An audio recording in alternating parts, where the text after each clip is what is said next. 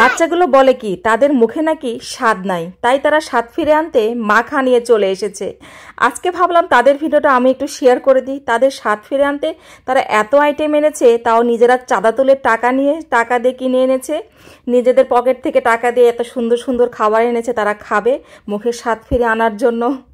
যাই হোক, এই তো দেখতেই পাচ্ছেন এখানে হচ্ছে একদম তারা হচ্ছে পেয়ারা, আম আর হচ্ছে কলা আর হচ্ছে ম্যাজিক মশলা আর দেখতে পাচ্ছি তেঁতুল, এগুলো তারা কিনে এনেছে। আমটা বাগানের ছিল, তো এখানে হচ্ছে কে কোনটা কাটবে সেটা সিলেক্ট করছিল। ছেলে হচ্ছে ও তো আমার বটিতে কাটতে পারে না, ও চাকু দিয়ে খুব সুন্দর করে পেয়ারাগুলো কেটে দিচ্ছিল।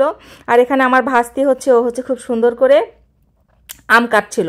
মানে তারা চাচাতো ভাই বোন সবাই মিলে একসাথে বসে থেকে মাঝে মাঝে এমন করে, হয় পিকনিক খাবে, না হলে কোনো কিছু মাখা খাবে, কিছু না কিছু তাদের লেগেই আছে। কারণ বাড়ির ভিতর অনেকগুলো বাচ্চা হওয়ার কারণে সবাই একটা না একটা কিছু বা দেখবেন যে কিছু না কিছু লেগেই থাকে তাদের, হয় পিকনিক, না হয় মাখামাখি, না হলে মানে একটা না একটা কিছু আছে, খেলাধুলা দৌড়াদৌড়ি বাড়ির ভিতর হইচই মাতিয়ে তারা সবসময় রাখে।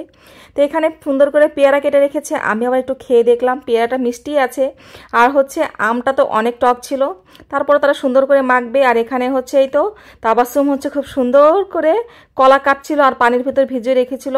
তো এখানে সবগুলো সুন্দর করে একদম ধুয়ে পরিষ্কার করে কেটে এখন গ্রেট করে নিচ্ছে, কলাটা গ্রেট করে নিচ্ছে। তাই আর একজন হচ্ছে সব কিছু হচ্ছে পরিষ্কার পরিচ্ছন্ন করছে, মানে তারা তিনজন তিন রকম কাজ করছে। এখানে হচ্ছে মরিচ নিয়েছে আর লবণ দিয়ে খুব সুন্দর করে মাখাচ্ছে, আমি আবার ভিডিও করছি। আমার আবার এরকম মাখামাখি করতে তেমন একটা পছন্দ হয় না, ভালোও লাগে না, খুব কম করি।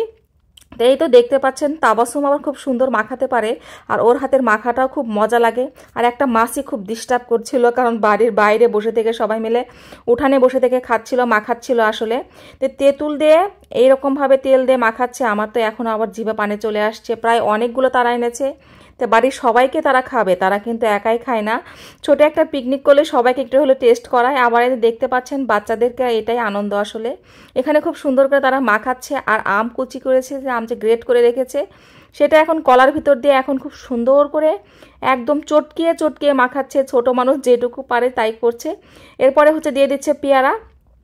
এখানে তিন রকম মাখামাখি হচ্ছে, তিন রকমের মানে দিয়ে ফল দিয়ে, মানে এখানে হবে আম, কলা আর হচ্ছে পেয়ারা আর হচ্ছে তেঁতুল, এগুলো সব কিছুতে সুন্দর করে করে নিচ্ছে। তা আমার কাছে ঝাল একটু কম লেগেছে, বললাম মরিচ আর একটু দাও, চিনি দিলে তাহলে একটা টেস্টটা বেশি ভালো আসবে। যেহেতু অনেকগুলো তাই কয়েকটা মরিচ আবার একটু করে নিয়ে সুন্দর করে দিয়ে মাখাচ্ছিল। তো এত সুন্দর করে মাখাচ্ছিল, তাদের বেশি স্বাদ বাড়ানোর জন্য তারা আবার ম্যাজিক মশলা এনেছে। তাই তো ম্যাজিক মশলা দিচ্ছে, সুন্দর করে ম্যাজিক মশলা দিয়ে এখন মাখাবে। তো অনেকগুলো ম্যাজিক মশলা দিয়ে একটু আধুনিকতা আনছে, মানে নতুন একটা স্টাইলের মাখা।